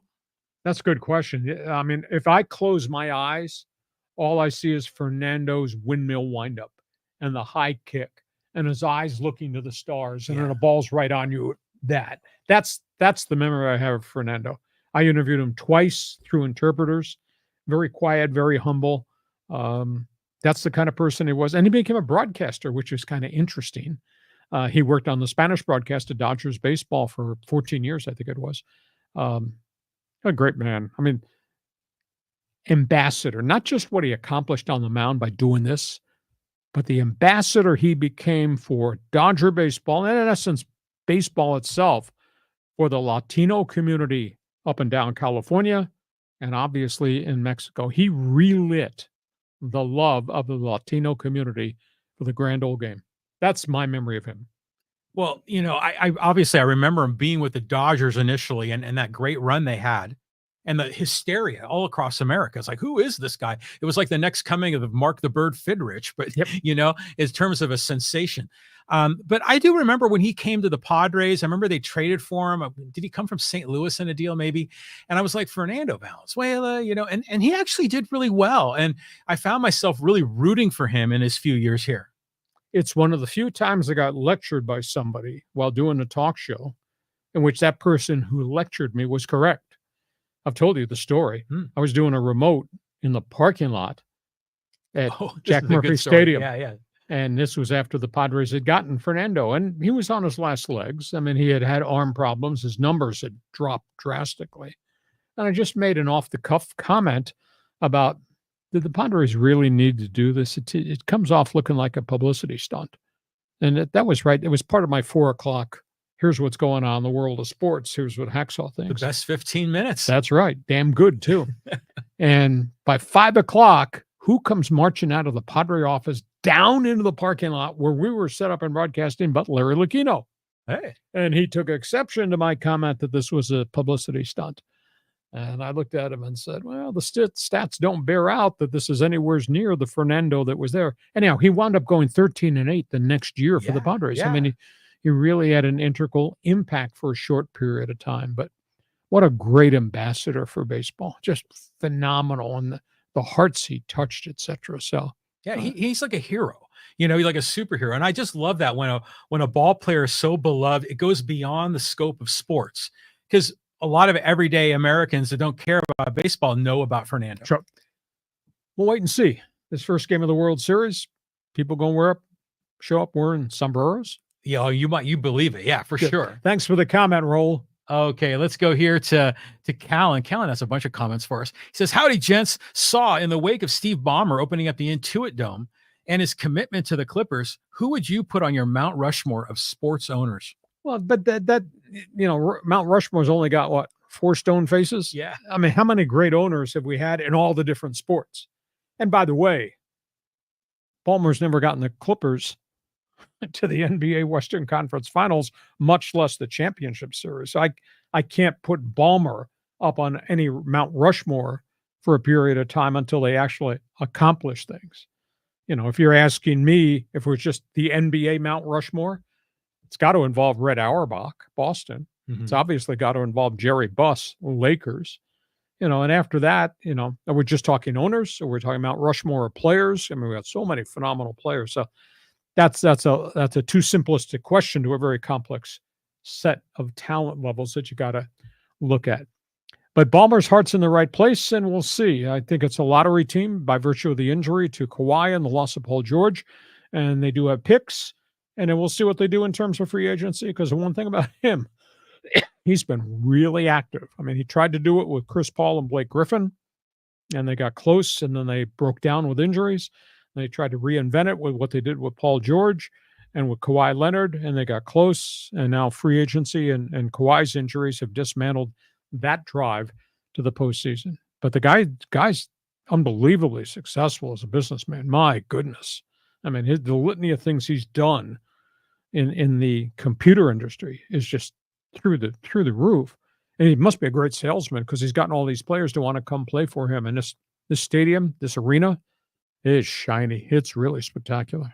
And Steve Ballmer's like the Energizer Bunny, man. That guy is still going all the time. And, he went to college with Bill Gates. He was just interviewed on 60 Minutes like a few weeks ago. Yes. And yeah, he came in as, I think, CEO of Microsoft like in 1979. And so obviously he's one of the richest men in the world. So, good on those guys on the Clippers. Yeah. So we go on. Callum, thank you for the comment. Okay. I had another comment about this on Callum's point. It seems to me that sports owners, more of them are villains than there are heroes. I think about, Marge Schott or the former owner of the Clippers. Donald Sterling. Donald Sterling. Yeah, there are some bad citizens who are rich people that have money that you say, my God, how did they get to where they got in life when you understand who these people are? But there's very few Peter Seidlers. Yeah, exactly. There's very few successful entrepreneurs like Bob Kraft. And Steinbrenner was unbelievably successful in the shipbuilding business, but he was so bombastic as a Yankees owner that a lot of people hated him. So it comes and goes. Do they win? How do they win? How are they viewed in the community if they win? I mean, we check a lot of different boxes here. The O'Malleys are, I think, the modern day greatest baseball owners of all time. The Maras, the Rooneys, the greatest, obviously, NFL owners of probably all time. Jerry Buss, just absolutely phenomenal during the course of his life with Laker basketball. So we move on. Okay. This is, I'll give you like a little taste of this. This is what's been going on in the chat. This is from Killa Noez. The 2-3-2 format, road teams have the advantage, don't they? Well, if you win one of the first two, yeah. You get into a hole 0-2, now you got problems. Again, Fall Classic, we're talking great teams here. You can lose a game at home in the Fall Classic, but you could probably win that game back at Yankee Stadium. So if you're going to pull off an upset, if you win one of the first two on the road, that really puts you in the driver's seat. But obviously, these are not the Marlins, the White Sox, or Pirates here. We're talking Yankees, Dodgers, and they have the ability to walk into the other guy's yard and come away with a victory or two. See, as a kid, I remember, at least I think it was the World Series. It was 2-2, 1-1-1. Mm-hmm. And that 75 Red Sox is like so important in my life. And if I recall, they would go from one city to the next game would be back. And so they were heroes and villains, and they would flip, the spot, when they go to the opposing stadium. And that was so much fun. And the pressure points were so interesting. And when they did 2-3-2, it took a little bit of that off, Well, but when you're going coast to coast travel, that's really hard with one off day. And the other thing is TV schedules now come into play here as to when they want these games aired on TV. So, and then, if you go 7 games, then you get a fatigue factor going. You're playing, you're getting right back on the plane, you're going across country, getting off the plane, and then you got to play the next day, and then you got to get back on the plane and come back. So that's why it's structured a little bit different. The Players Association, I think, had a little bit of impact there. By the way, they're not playing they were not playing in November when you and I were kids watching the Fall Classic. It was over by the second week of October. Yeah, exactly. I mean, things are a lot different now. Do you think they'll shorten the season to 154? Do you know any owners who want to give any money back? Yeah, no. Okay, you just answered your dumb question. Thank you. Next one. Let's go here to Roy. He says Dodgers in 5 or 6. Dodgers in 5 if they win the first 2 at home. If Dodgers split at home, Dodgers in 6. Dodger lineup will win the World Series for the Dodgers. The only thing you're discounting, Roy, though, is Dodger pitching, Johnny Allstaff, which AKA is bullpen day. That is Aaron Judge, and that is Soto, and that is Stanton, and that is Verdugo, and that is that young shortstop who's playing really well. I mean, the Yankees have a lot of bats. And so I'm not sure that Dodger bullpen day, Johnny Allstaff, as Dave Roberts called him, I don't know that the Dodger bullpen can escape all things Yankees. The flip side, Yankees have the edge in starting pitching, but I don't think the Yankees bullpen is all that great. And that could mean if the Dodgers are trailing, the Dodgers, I think, have the ability to put things together. So it's gonna be a fun series. It's so cool. Roy is a loyal follower, and he posts a lot in Instagram and here as well. And yeah, he's a huge Dodger guy. So, the Dodger fans, they've been so close for so many years, getting to the playoffs and getting ejected. I wonder if they're just really nervous. Like, is Dave Roberts going to blow it again? No, I don't think so, because Dave's kind of preached to these guys, let's just go play your game. Let's just play Dodger baseball. Let's have some fun. And even though there was a lot of pressure when they were down 2-1 to the Padres, what did they do? They just went out and they just took control of the series, and they had a lot of fun. That's a really, really good Dodger roster. And I saw Roy.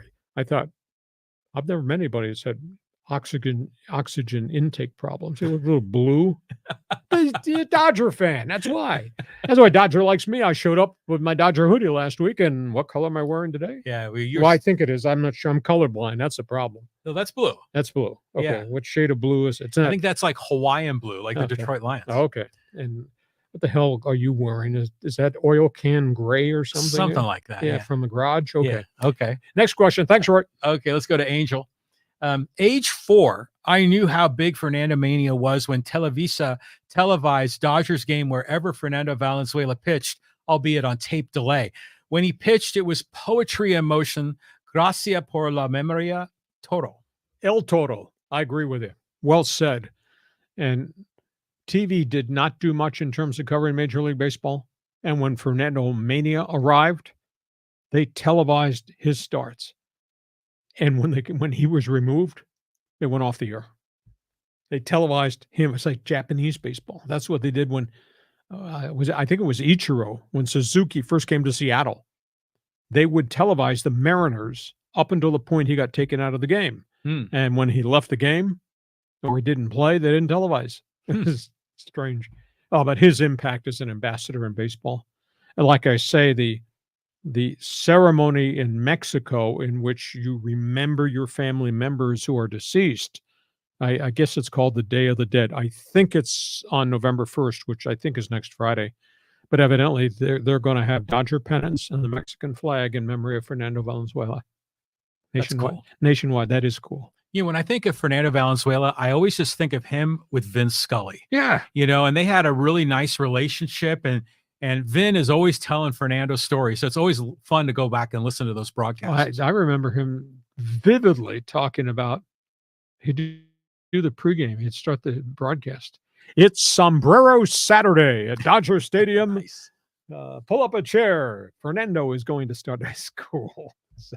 Well, I saw like a clip online just a few days ago where Vin was thrown out the first ball, and then he kind of faked an arm injury and he goes, I need another lefty. And then Fernando came out of the dugout, and this is like a few years ago.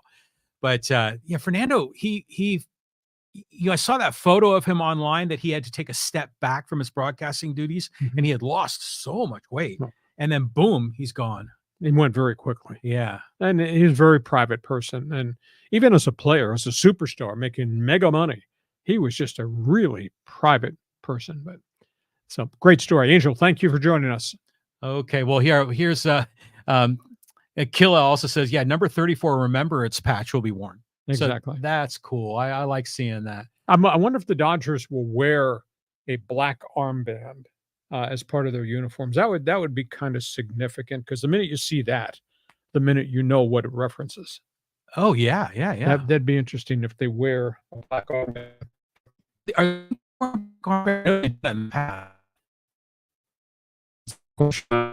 recall.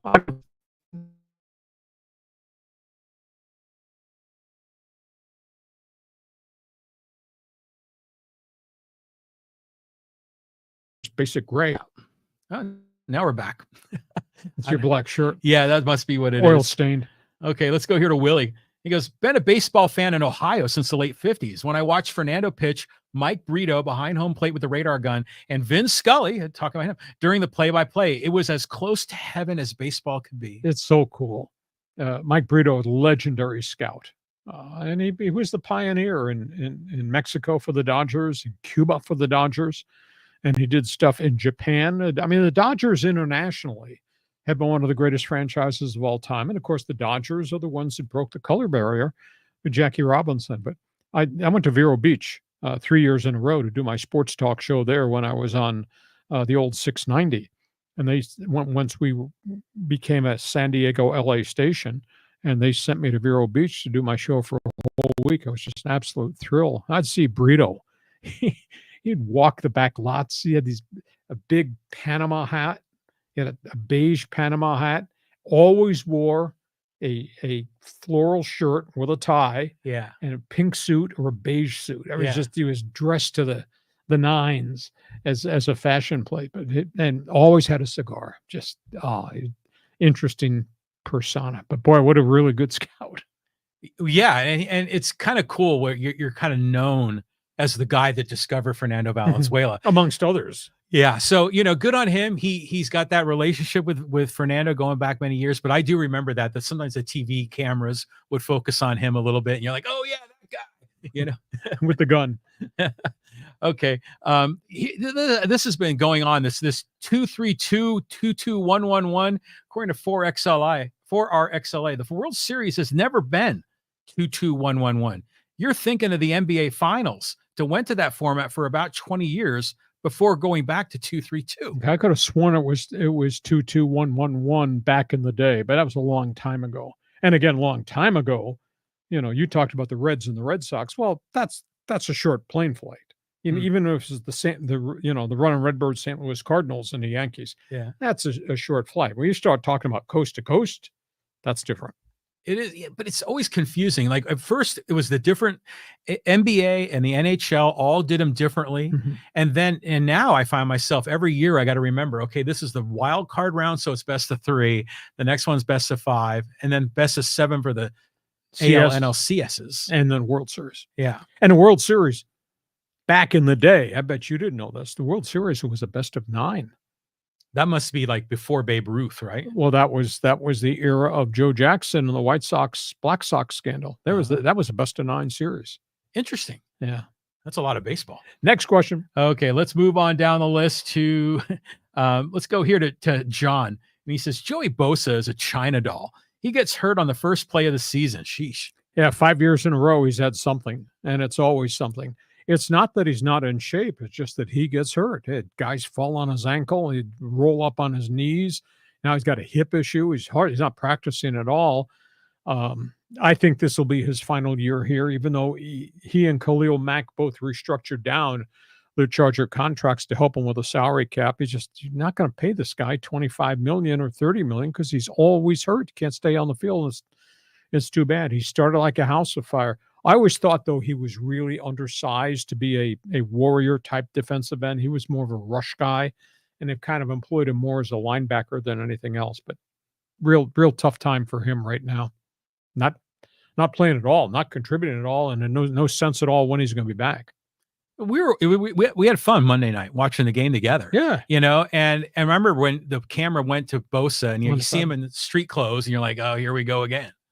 Yeah, we got the wrong Bosa, that's for certain. Definitely. Now, Nick's had injuries too. Nick's had 2 major injuries in his career in San Francisco. It probably comes with the position those guys play. John, thank you. Okay, let's keep on a trucking here. And 4RXLA was commenting here. He goes, Munson died in 78. Now, he clarified it was 79 in a future tweet here, but which was the same year Dent hit the home run to put the New York Yankees in the playoffs.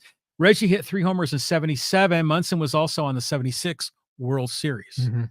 Those dates are kind of hazy for me. I covered the Munson tragedy. It was just a terrible thing to have to cover.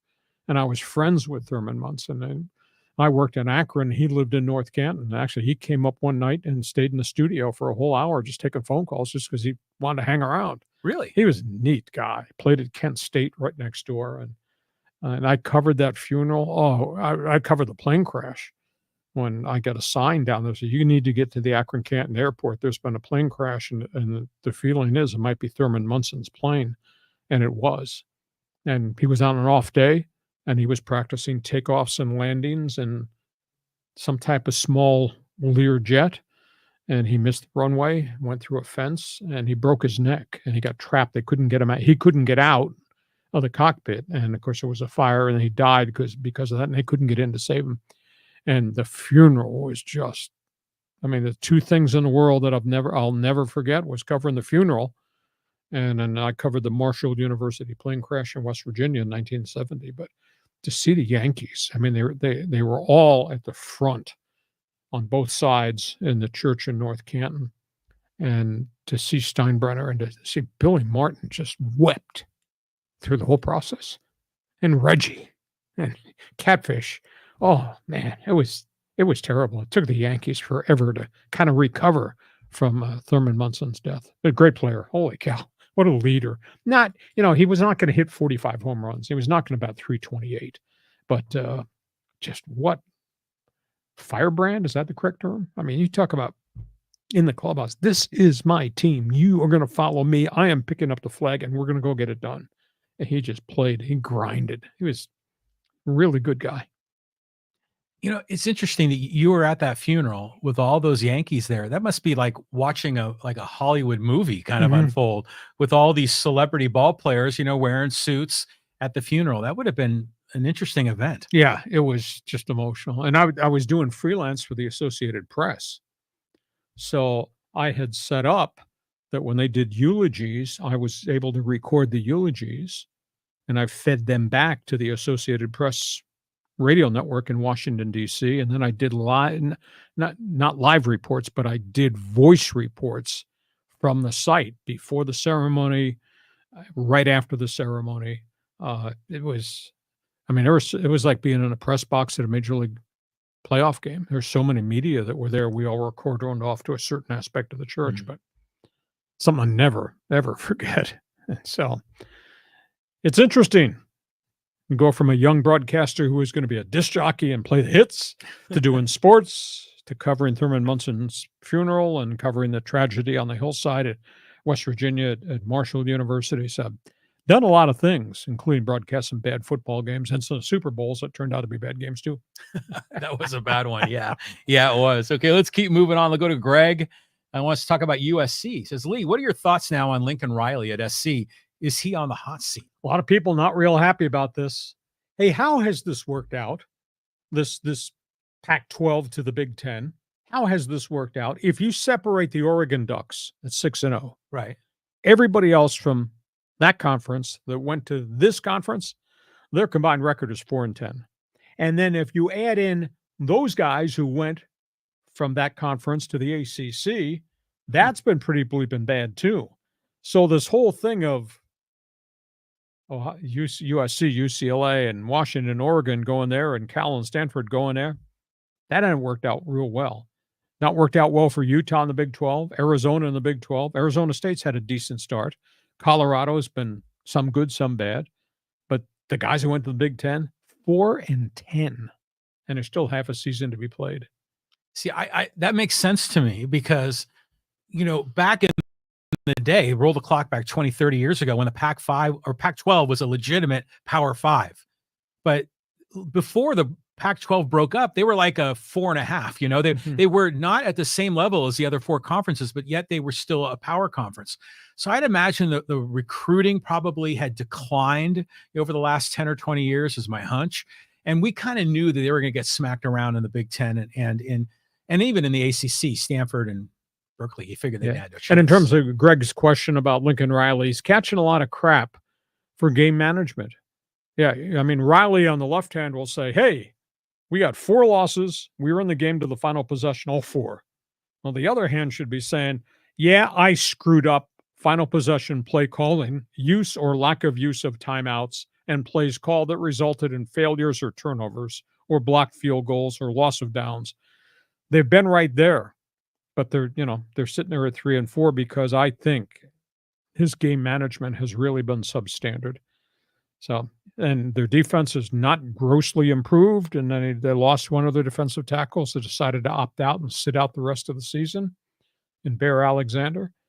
And they haven't been able to run the ball consistently, and Danton Lynn's defense has now given up lots of yardage and lots of points and lots of chunk plays. So not a good situation at Southern Cal right now. Is he in jeopardy? No, but a lot more was expected of him. I mean, ever since the middle of last season, their record's abysmal. He's got 5-8 since the middle of last season. Well, I just remember he was at Oklahoma, And even at Oklahoma, he wasn't over the top successful, if I recall. It was great offensively, and defensively it was destructive. Exactly. Now, where did Lincoln Riley coach prior to Oklahoma? Somebody's assistant, somebody's hot coordinator somewhere. But an offensive coordinator, definitely. Yeah, it's interesting how these guys, they become like bright as a star, and they can fade real quick. So I wonder if that's going to be his legacy. It's a burning question as to whether or not long term, if this thing doesn't turn the corner and improve, and he's got to recruit. And I mean, he's doing it with a 6th-year quarterback that nobody knew was going to be this competitive. And Miller Moss is he's fierce. He's a great leader, and he makes plays. He also takes chances and throws the ball where he should never throw it. His turnover ratio is kind of high. So I don't think Lincoln Riley's in trouble right now, but if they can't flip this within the next year and a half, he might be in trouble. Wow.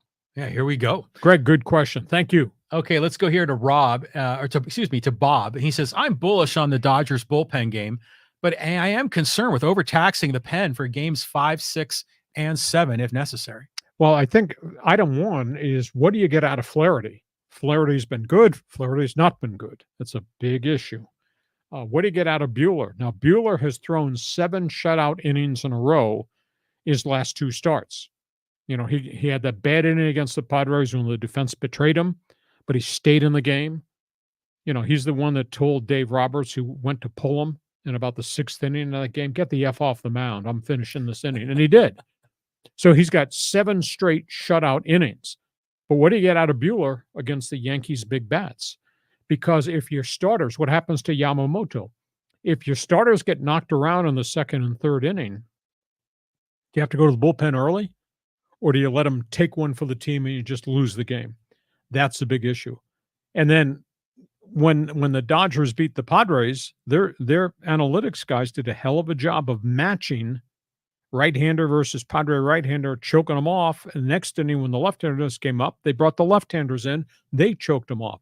But that was a one-time occurrence. So the overuse issue really becomes an issue, especially if a Buehler or a Yamamoto isn't going 4 or 5 innings into a game. Then it really puts pressure on you.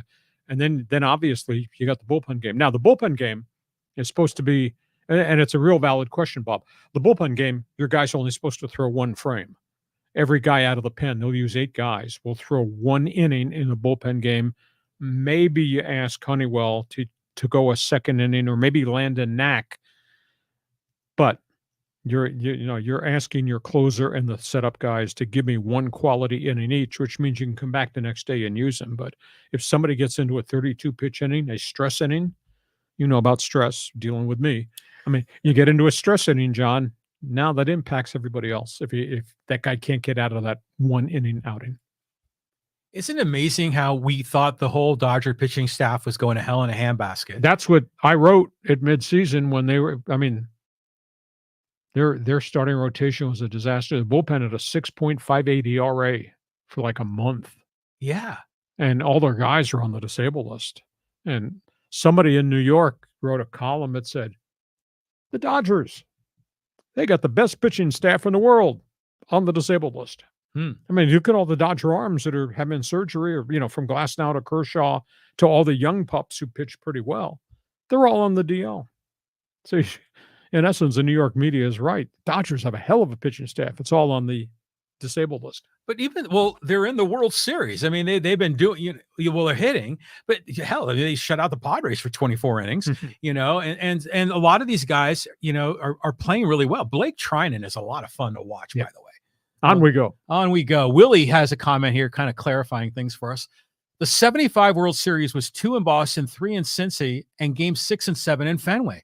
Was this way for as far as I can remember into the 1940s. Okay, well, we may have confused it with travel in the NBA, and even that's now been changed. Same thing in the National Hockey League. But that World Series, the Red Sox, that was the Carlton Fisk. Yeah, World Series. Oh, that was, people still talking about it. It's 2024, and we're talking about what happened in 75 because we remember.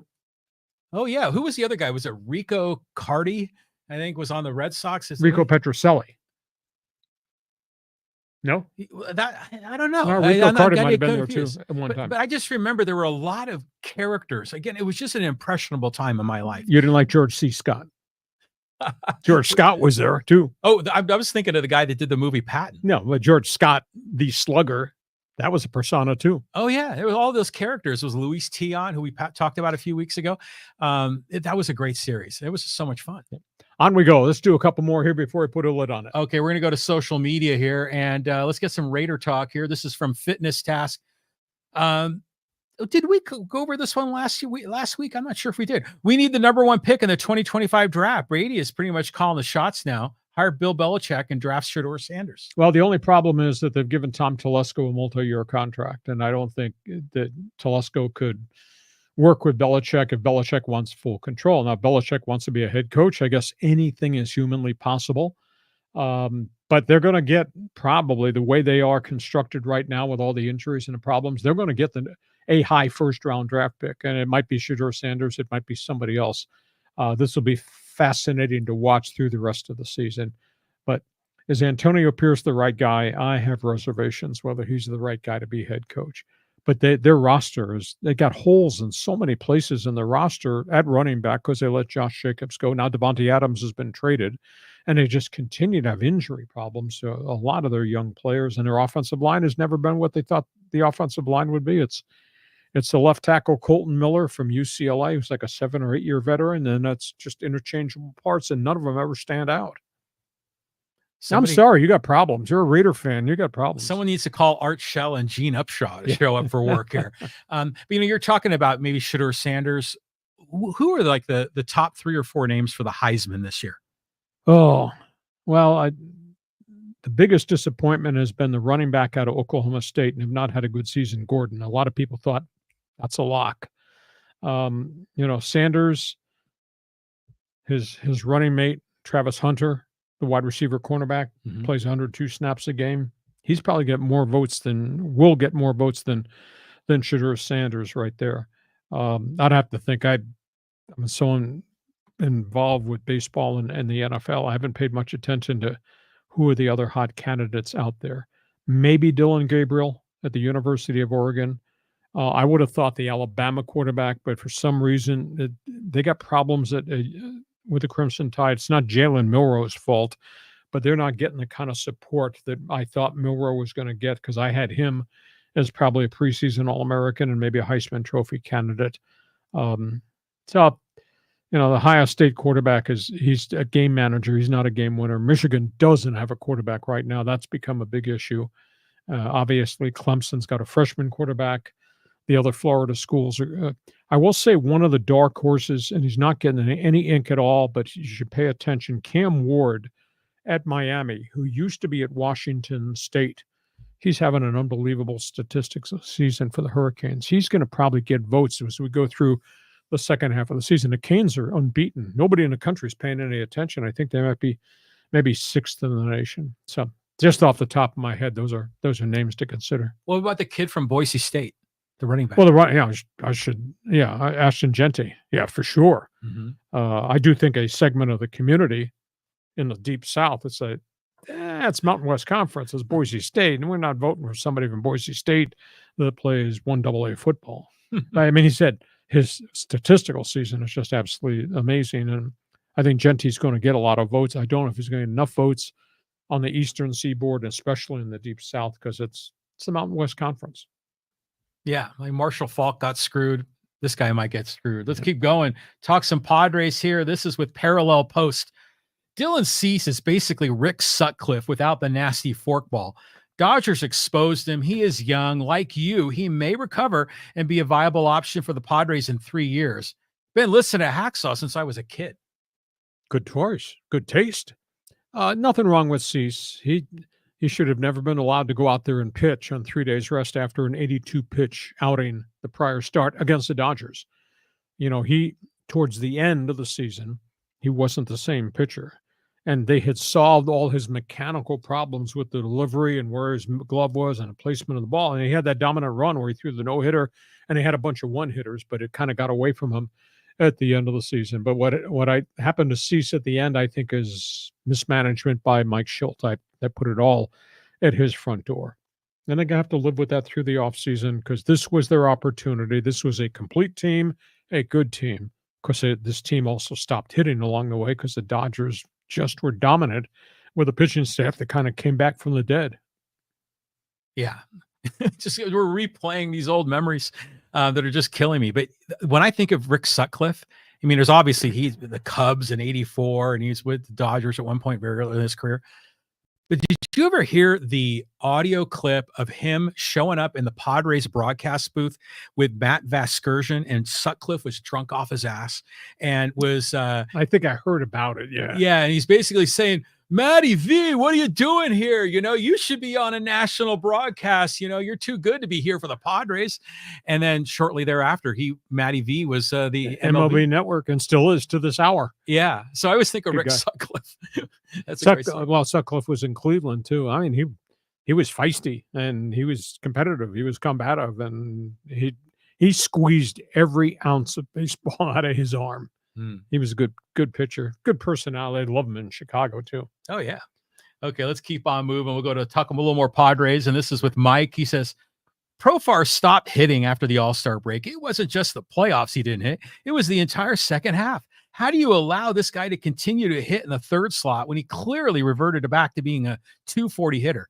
I would have moved the rookie up to the third slot and rotated Profar back in the lineup. Well, you're correct. Profar had 2 really bad months in there. But, you know, every one of those guys outside of Tatis and Jackson Merrill, every one of those guys really had some crappy months. I mean, Manny had a month where he hit 209. That's Manny. And then, of course, in the playoffs, he hit 179.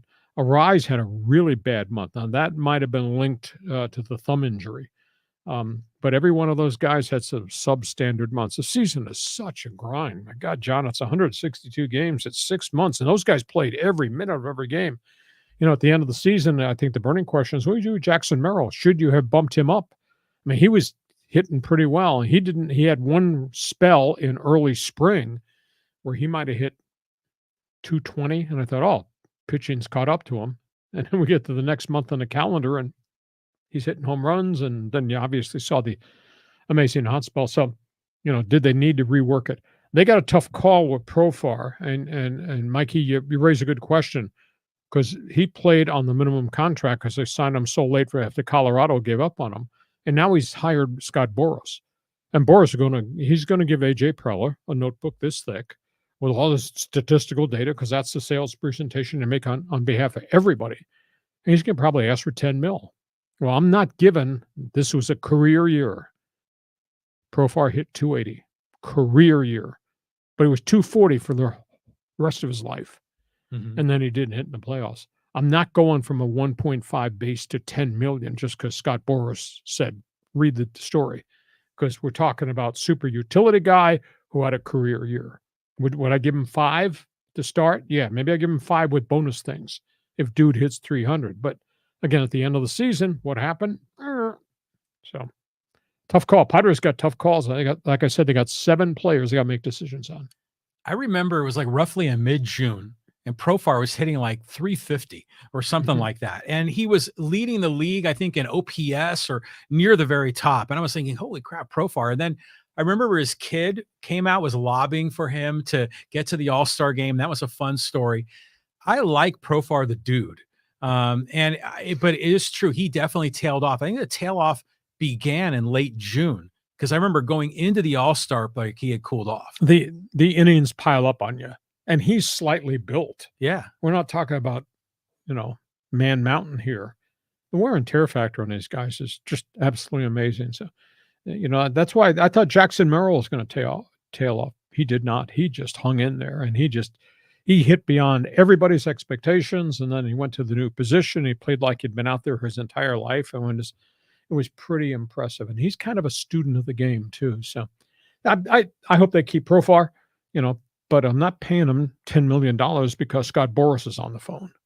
Yeah. Well, you know, Profar is not going to get a ton of offers for huge money. Mm-hmm. So I think he wants creatively finance a deal. But he wants to be here in San Diego, just like Arise does. But Boras is not going to let the guy be here in San Diego for 1.5 or $2 million. Yeah, probably not. You're going to have to bump him to 5, and maybe you throw incentives.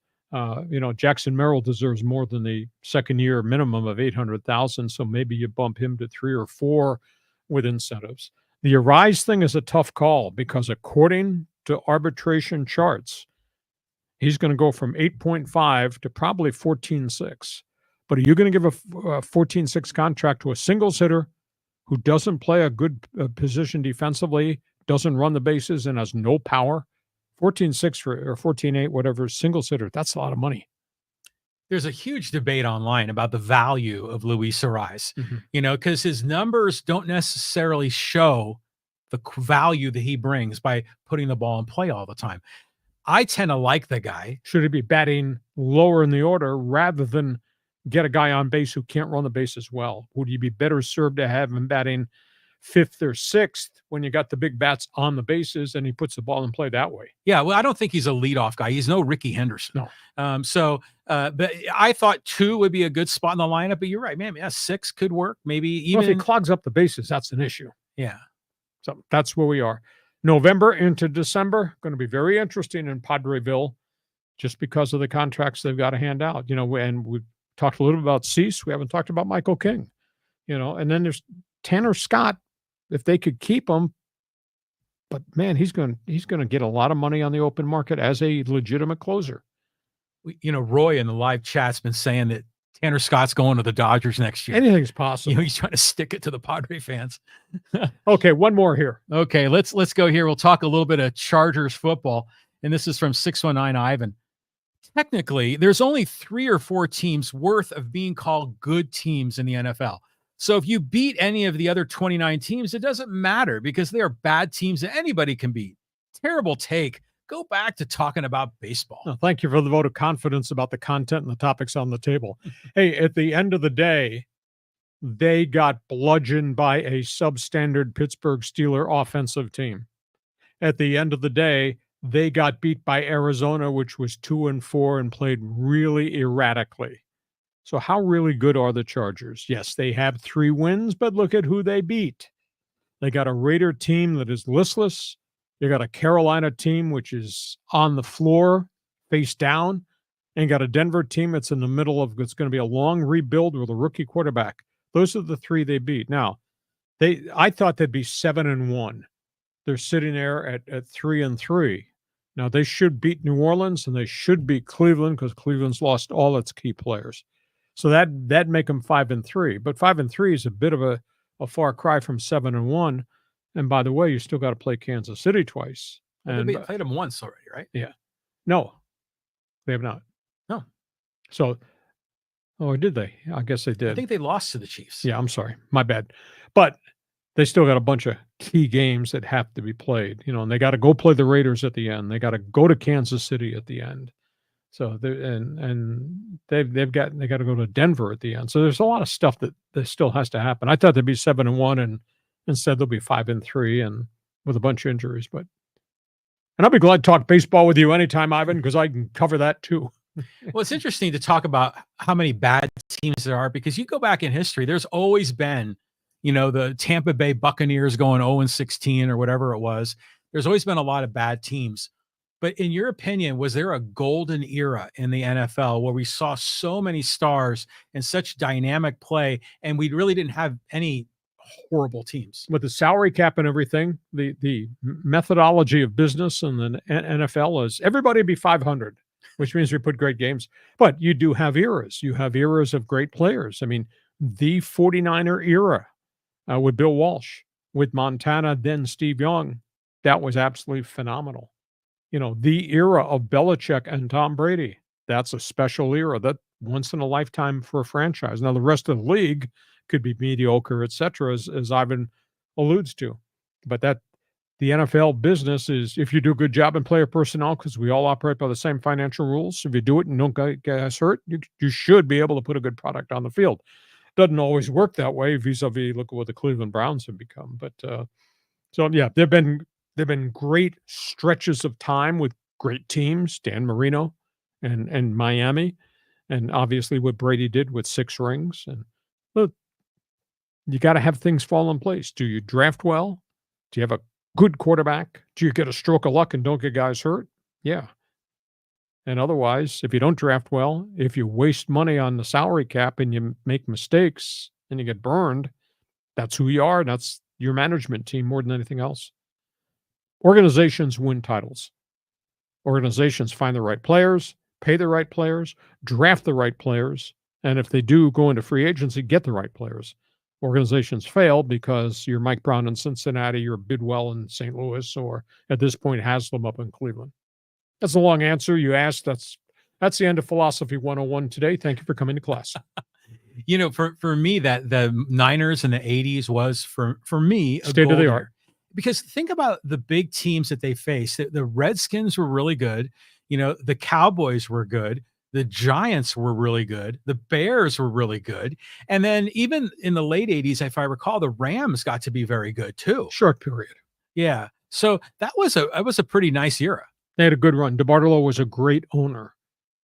As controversial as Eddie DeBartolo Jr. was, he was a great owner, and he had great football people and what they drafted and where they found these guys. Jerry Rice came out of Mississippi Valley State. Johnny Taylor, who was a very good wide receiver, came out of Delaware State. That's right, yeah. You know, and then they got Ricky Waters. And so organizations find players, a.k.a. Pittsburgh Steelers, Chuck Noll, and historically what the Steelers became, a.k.a. Al Davis, and whom he got, where he got, and that great run they had with the silver and black and all Super Bowl trophies. Things changed. Organizations can't keep doing it. Salary cap came into play along the way, and that's changed the whole landscape of the NFL. Period, exclamation point. All right. Hey, listen, a couple of program reminders. I'm going to be on the road next week. John is going to anchor. We're doing something really different on Monday. We put together a package. It's a show that I think you're going to really enjoy. The best baseball movies of all time. Kind of celebrate the World Series. That'll be next Monday. On Thursday, we put our thinking caps on, and we came up with the idea, the best football movies of all time, be it pro, be it college. We think you'll probably like that. So next week, while I'm on the road, you get the chance to be with him. You can come sit in this chair and co-host, and just don't wear any Raider gear. I think you'll really like what we creatively did with the best baseball movies and best football movies of all time. And then I'll be back a week from Monday, back in the anchor's chair to argue with you. This podcast has been brought to you by Dixieline Lumber and Home Centers, 9 locations to serve you in San Diego. You got projects, they got materials. You want ideas, they can be your best friend, Dixieline. John, take a deep breath. Can't wait for the World Series. Is it Friday yet? We got that. Then we have the great sports weekend with all the games in NFL football too. And we'll see you a week from now. Thanks for being with us. Yankees in 7. Dodgers in 7. Okay. You'll be paying off the bet. Okay. When I get back. Have a great weekend. You too. Thank you for being with us, being part. Hope you'll tell all your friends what we do Mondays and Thursdays. Great to have you part of Hacksaw's Headlines. Join us again for Hacksaw's Headlines on YouTube, Facebook, and Twitter. And find the audio version on your favorite podcast apps. For more content, go to LeeHacksawHamilton.com.